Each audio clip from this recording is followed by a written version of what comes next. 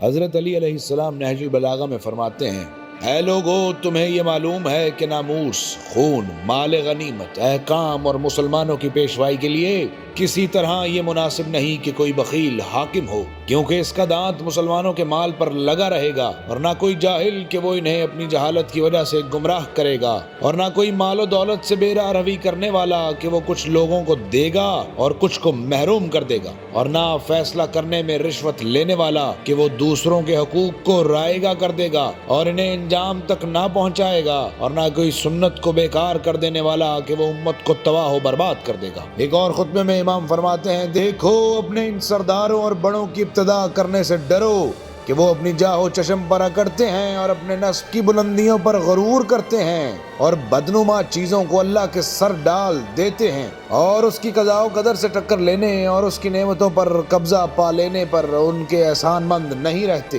یہی لوگ تو عصبیت کی عمارت کی گہری بنیاد ہیں، فتنہ کے ستون ہیں اور جہالت کی تلواریں ہیں، لہٰذا اللہ سے ڈرو اور اس کی دی ہوئی نعمتوں کے دشمن نہ بنو۔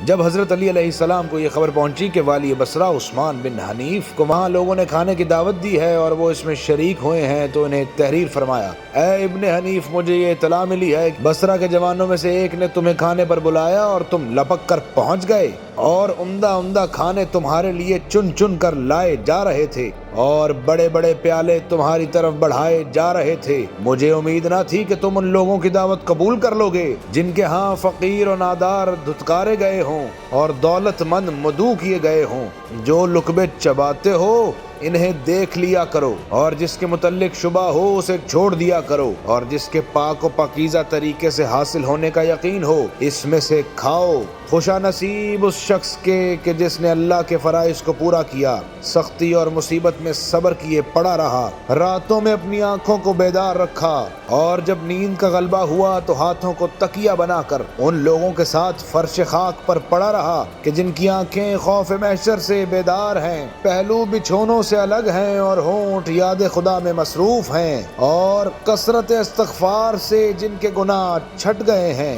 یہی اللہ کا گروہ ہے، اور بے شک اللہ کا گروہ کامران ہونے والا ہے۔ اے ابن حنیف، اللہ سے ڈرو اور اپنی ہی روٹیوں پر قناعت کرو کہ جہنم کی آگ سے چھٹکارا پا سکو۔ امام علی علیہ السلام ایک خائن حاکم کو انتباہ کرتے ہوئے کہتے ہیں، مجھے تمہارے متعلق ایک ایسے امر کی اطلاع ملی ہے کہ اگر تم اس کے مرتکب ہوئے ہو تو تم نے اپنے پروردگار کو ناراض کیا، اپنے امام کی نافرمانی کی اور اپنی امانت داری کو بھی ذلیل و رسوا کیا۔ مجھے معلوم ہوا ہے کہ تم نے بیت المال کی زمین کو صفا چٹ میدان کر دیا ہے، اور جو کچھ تمہارے پاؤں تلے تھا اس پر قبضہ جما لیا ہے، اور جو کچھ تمہارے ہاتھوں میں تھا اسے نوش جان کر لیا ہے، تو تم ذرا اپنا حساب مجھے بھیج دو، اور یقین رکھو کہ انسانوں کی حساب فہمی سے اللہ کا حساب کہیں زیادہ سخت ہوگا۔ ایک اور عامل کو لکھا کہ میں نے تمہیں اپنی امانت میں شریک کیا تھا اور تمہیں اپنا بالکل مخصوص آدمی قرار دیا تھا، تم سے زیادہ ہمدردی، مددگاری اور ایمانداری کے لحاظ سے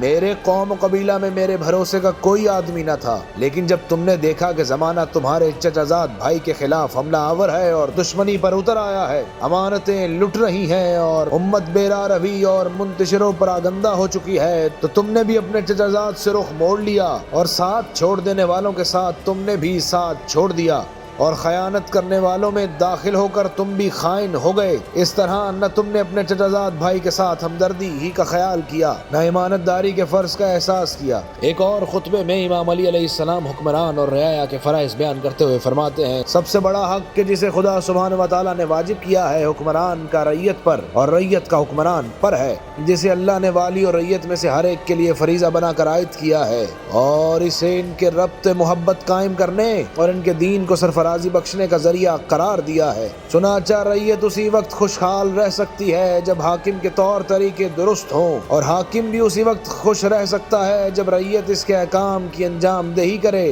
جب ریت فرما بردار ہو اور اپنے حقوق پورے کرے، تاکہ دین کی راہیں استوار اور عدل و انصاف کی نشانات برقرار ہو جائیں، اور اس طرح پیغمبر اسلام صلی اللہ علیہ وآلہ وسلم کی سنتیں اپنے راستے پر چل نکلیں گی اور زمانہ سدھر جائے گا، بقائے سلطنت کی توقعات پیدا ہو جائیں گی اور دشمنوں کا حرص نا امیدی سے بدل جائے گا، اور جب ریت حاکم پر مسلط ہو جائے یا حاکم ریت پر ظلم ڈھانے لگے تو اس موقع پر ہر بات میں اختلاف ہوگا، ظلم کے نشانات ابھر آئیں گے، دین میں فساد کرنے والے بڑھ جائیں گے، شریعت کی راہیں متروک ہو جائیں گی، خواہشوں پر عمل درآمد ہوگا، شریعت کے احکامات ٹھکرا دیے جائیں گے، نفسانی بیماریاں بڑھ جائیں گی، اور بڑے بڑے حق کو ٹھکرا دینے والے اور بڑے بڑے باطل پر عمل پیرا ہونے والے سے بھی کوئی نہ گھبرائے گا۔ ایسے موقع پر نیکوکار ذلیل اور بدکار اور بے عزت ہو جاتے ہیں اور بندوں پر اللہ کا غضب بڑھ جاتا ہے، لہٰذا ریت اور حکمران کی حق کی ادائیگی پر ایک دوسرے کو سمجھانا بجھانا اور ایک دوسرے کا بخوبی تعاون کرنا۔ نظام حکومت کے لیے ٹیکس کا تعین اور ٹیکس کی وصولی کے لیے امام علی علیہ السلام نے فرمایا، اللہ وحدہ لا شریک کا خوف دل میں لیے ہوئے چل کھڑے ہوں، اور دیکھو کسی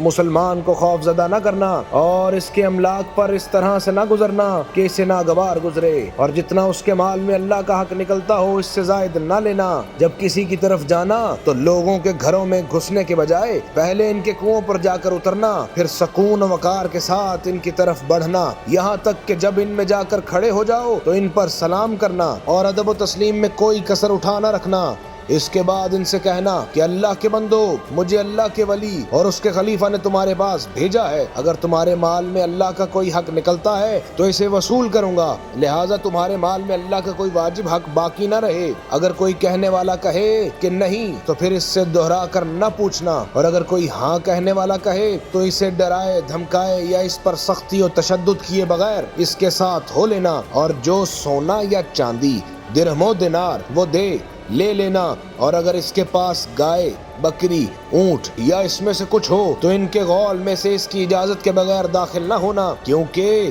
ان میں زیادہ حصہ تو اسی کا ہے، اور جب اجازت کے بعد ان تک جانا تو یہ انداز اختیار نہ کرنا کہ جیسے تمہیں اس پر پورا قابو ہے اور تمہیں اس پر تشدد کرنے کا حق حاصل نہیں ہے۔ دیکھو، نہ کسی جانور کو بھڑکانا، نہ ڈرانا، نہ اس کے بارے میں اپنے غلط رویے سے مالک کو رنجیدہ کرنا، جتنا مال ہو اس کے 2 حصے کر دینا، اور مالک کو یہ اختیار دینا کہ وہ جون سا حصہ چاہے اسے پسند کر لے، اور جب وہ ایک حصہ منتخب کر لے تو اس منتخب پر معترض نہ ہونا، یوں ہی ایسا ہی کرتے رہنا یہاں تک کہ بس اتنا رہ جائے جتنے سے اس مال میں جو اللہ کا حق ہے وہ پورا ہو جائے، تو اسے بس تم اپنے قبضے میں کر لینا، اور اس پر بھی اگر وہ پہلے انتخاب کو مسترد کر دے اور دوبارہ انتخاب کرنا چاہے تو اس کو اس کا موقع دو، اور دونوں حصوں کو ملا کر پھر نئے سرے سے وہی کرو جس طرح پہلے کیا تھا، یہاں تک کہ اس کے مال سے اللہ کا حق لے لو۔ اور میں اپنے حاکموں کو حکم دیتا ہوں کہ وہ لوگوں کو آزار نہ دیں اور انہیں پریشان نہ کریں، اور ان سے اپنے عہدے کی برتری کی وجہ سے ان پر بے رحمی نہ کریں، اور دینی بھائی اور زکوٰۃ و صدقات کے برآمد کرنے میں معین و مددگار ہوں۔